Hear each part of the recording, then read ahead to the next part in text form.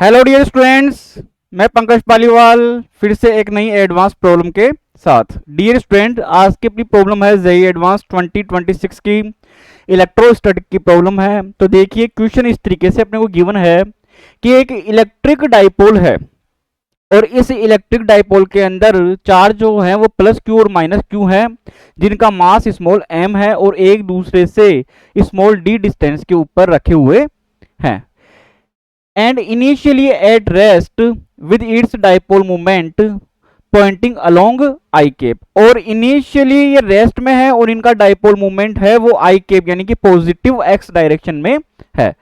अब एक t equals to 0 के ऊपर एक यूनिफॉर्म इलेक्ट्रिक फील्ड लगा दिया गया है E equals to E J cap यानी कि पॉजिटिव y डायरेक्शन के अंदर है, और t equals to T F के ऊपर इसको टर्न ऑफ कर देते हैं, इसका मिस बंद कर देते हैं when the dipole moment max an angle theta F, जब ये थीटा एफ एंगल बनाए विद आई केप यानी कि पॉजिटिव एक्स डायरेक्शन के साथ में। तब अपने को ये बताना है कि चारों में से कौन सा ऑप्शन सही होगा। तो देखते हैं, अपन करते हैं इसको स्टार्ट। इनिशियल कंडीशन पे आओ। फर्स्ट ऑप्शन देखो क्या दिया हुआ है, the centre of mass of the dipole is deflected towards J cap, यानी कि सेंटर ऑफ मास है वो जे केप डायरेक्शन के अंदर डिफ्लेक्ट हो जाएगा। लेकिन ऐसा नहीं होगा, क्योंकि डाइपोल के अंदर प्लस चार्ज के ऊपर जितना फोर्स लगेगा उतना ही माइनस चार्ज के ऊपर लगेगा। यूनिफॉर्म इलेक्ट्रिक फील्ड के अंदर दोनों एक दूसरे के ऑपोजिट रहेंगे, एक दूसरे को कैंसिल आउट कर देंगे, तो नेट फोर्स कितना हो जाएगा, 0 हो जाएगा। तो सेंटर ऑफ मास अपनी पोजीशन चेंज नहीं करेगा। इसका मीन्स तो फर्स्ट जो ऑप्शन है इसका, ये फर्स्ट वाला ऑप्शन इसका रॉन्ग हो गया।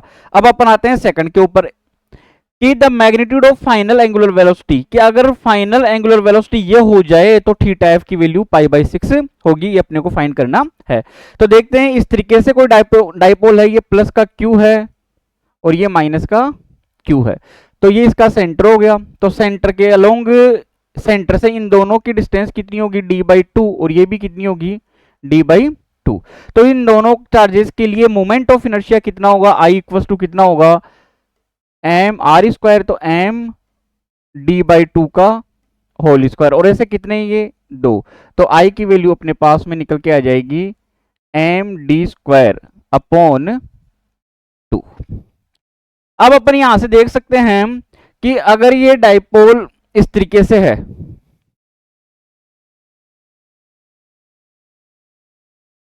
ये एक्स एक्सिस हो गया, ये वाई एक्सिस हो गया।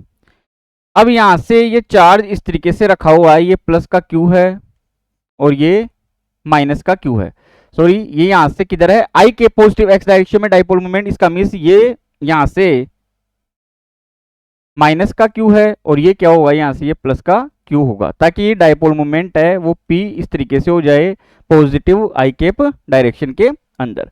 और इलेक्ट्रिक फील्ड इस तरीके से है ऊपर की तरफ। अब ये मान लेता हूं मैं, ये थोड़ा सा इस तरीके से डिफ्लेक्ट हो गया, अगर मैं टॉर्क निकालना चाहूं, यानी कि कितने एंगल के ऊपर हो गए, यहां से ये थीटा एंगल एक्स एक्सिस के साथ में, तो ये वाला एंगल कितना बचेगा, 90 माइनस थीटा। तो टॉर्क कितना होगा, टो इक्वल टू कितना होता है, PE sine of theta, theta की जगह कितना होगा, 90 माइनस थीटा। तो यहां से टो की वैल्यू कितनी होगी, पी की जगह कितना रख लूं मैं, क्यू इंटू बीच की डिस्टेंस, तो कितना हो जाएगी, क्यू ई डी, और ये कितना बन जाएगा, कोस ऑफ थीटा। अब अपने को ये पता है कि W equal to work energy theorem से W इक्वल टू कितना होता है, डेल्टा के, यानी चेंज इन काइनेटिक एनर्जी ही क्या है यहाँ पे अपने पास में वर्क डन है। तो W की जगह मैं क्या लिख सकता हूं, तो डी थीटा, कहां से कहां तक, 0 से लेके थीटा फाइनल तक। तो चेंज इन काइनेटिक एनर्जी कितनी हुई, इनिशियल 0, तो ये कितना बचेगा, 1/2 आई ओमेगा फाइनल का स्क्वायर। अब टो की वैल्यू ये रख देता हूं मैं यहां से, क्यू ई डी, तो क्यू ई डी तो बाहर आ जाएगा, अंदर कितना बचेगा, कोस ऑफ थीटा, उसका इंटीग्रेशन कितना होगा, साइन ऑफ थीटा हो जाएगा, कहां से कहां तक, 0 से लेके थीटा फाइनल तक। तो ये अपने पास में निकल के आ जाता है 1/2। अब आई की जगह वैल्यू रख देता हूं मैं, तो कितना हो जाएगा, एम डी स्क्वायर बाई 2, ये ओमेगा फाइनल स्क्वायर, ये बन जाएगा क्यू ई डी, और ये साइन ऑफ थीटा एफ। यहां से अपन ये देख सकते हैं ये एक इससे कैंसिल आउट हो गया, तो ये अपने पास में बन जाएगा M D by 4 omega final square, और ये इधर से बच जाएगा अपने पास में Q E sine of theta final. अब ओमेगा एफ की वैल्यू अपने को ये वाली दे दी, तो थीटा एफ अपन फाइंड करते हैं कि पाई बाई 6 आता है या फिर नहीं आता। तो मैं ये देख सकता हूं, इसकी जगह में ये रख देता हूं, ये तो बन जाएगा M D by 4 omega final, ये अपने पास में दे दे, तो इसका स्क्वायर कितना हो जाएगा 2 Q capital E upon M into D, ये कितना हो जाएगा Q E sine of theta F.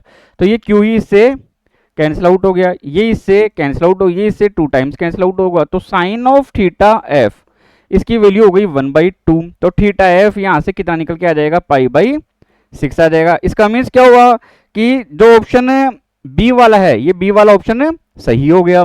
अब अपन आते हैं नेक्स्ट के ऊपर कि थीटा एफ पाई बाई 3 हो जाए, कब? जब change in kinetic energy of the dipole is given by, ये वाली दे दे अपने को चेंज इन काइनेटिक एनर्जी, तब अपन यहां से इसको सोल्व करते हैं कि change in kinetic energy delta के की वैल्यू, इसकी वैल्यू अपने पास में ये निकल के आ गई थी Q E D sine of theta F, तो ये वाली वैल्यू दे दी अपने को, कितनी दे दी अपने को? Change in kinetic of the dipole is given by, यानी चेंज इन काइनेटिक एनर्जी निकालना जब थीटा कितना हो पाई बाई 3 हो जाए, तो डेल्टा के इक्वल टू कितना है अपने पास में ये क्यू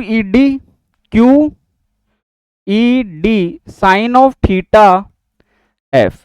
अब कितना दे दिया पाई बाई 3 यानी कि कितना 60, तो यानी कि √3/2, तो ये कितना निकल जाए, क्या आएगा यहां से √3/2 क्यू ई डी। लेकिन ऑप्शन में क्या दिया है 2√3 क्यू ई डी, इसका मीन्स ये वाला ऑप्शन क्या होगा, रॉन्ग होगा। अब अपन आते हैं फाइनल के ऊपर कि थीटा एफ यानी कि फाइनल एंगल पाई बाई 4 हो जाए, तब डाइपोल